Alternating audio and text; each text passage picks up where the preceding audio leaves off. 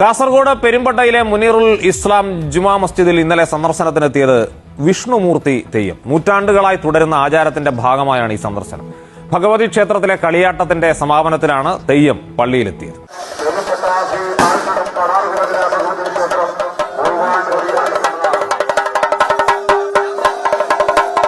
പെരുമ്പട്ട താഴത്തിടം ശ്രീ പാടാർകുളങ്ങര ഭഗവതി ക്ഷേത്രത്തിൽ കളിയാട്ട മഹോത്സവം.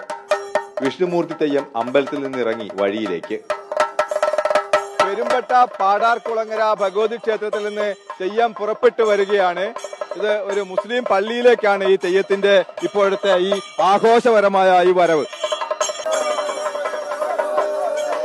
മുത്തുക്കുടയും ചെണ്ടമേളവുമായി തെയ്യം പടി കയറിയത് മുനീറുൽ ഇസ്ലാം ജുമാ മസ്ജിദിലേക്ക്. കാൽ കഴുകി സ്വീകരണം.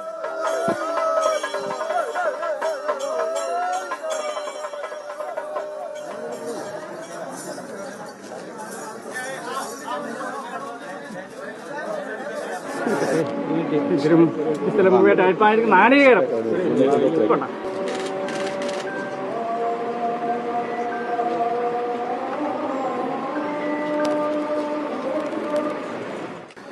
കൽകിയായി അവതരിച്ച് ലോകരക്ഷ ചെയ്തു പോരുന്ന ഒരു പരദേവത. അനേകം അവതാരങ്ങൾ എടുത്തിട്ടുണ്ട് പരദേവത. എങ്കിലും നമ്മുടെ മൂർത്തികളെ ലഭിച്ച് ഇന്നും ഇവിടെ മൂർത്തികളെയാണ് കാണുന്നു അല്ലേ? അങ്ങനെ പാടില്ല. തെയ്യത്തിന്റെ വക കാരണവന്മാർക്ക് നാളികേരം. ഈ മസ്ജിദിന്റെ പ്രശസ്തി ലോകര് പറയും.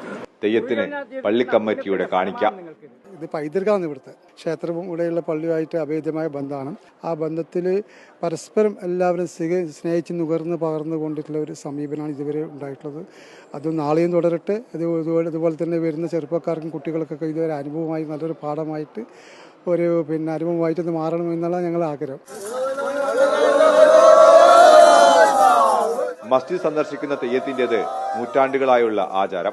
വിഷ്ണുമൂർത്തി തെയ്യം പള്ളിയിലേക്ക് ചവിട്ടിക്കയറിയത് മനുഷ്യ സ്നേഹത്തിന്റെ പടവുകളാണ് ചവിട്ടിക്കയറിയത്. ആ ഒരു സന്ദേശമാണ് സമൂഹത്തിന് ഇപ്പം നൽകിയിട്ടുള്ളത്. മതത്തിന്റെ മതിലുകളില്ലാത്ത പെരുമ്പട്ടയിലെ കളിയാട്ട മാതൃക. മതസൗഹാർദ്ദം എന്ന് പറയരുത്, സൗഹാർദ്ദം എന്ന് മാത്രം പറഞ്ഞാൽ മതി എന്നാണ് ഈ നാട്ടുകാർ പറയുന്നത്. സൗഹാർദ്ദത്തിനിടയ്ക്ക് എന്തു മതമെന്നാണ് അവർ ചോദിക്കുന്നത്. അതുതന്നെയാണ് കഴിഞ്ഞ നൂറ്റാണ്ടുകളായി ഇവിടെ കാണുന്നത്. ഈ അമ്പലത്തിലും ഒപ്പം തന്നെ മസ്ജിദിലും ഉള്ള ആചാരങ്ങളും അതുപോലെ തന്നെയാണ്. പെരുമ്പട്ടയിൽ നിന്നും ഫൈസൽ ബിൻ അഹമ്മദ്, ഏഷ്യാനെറ്റ്.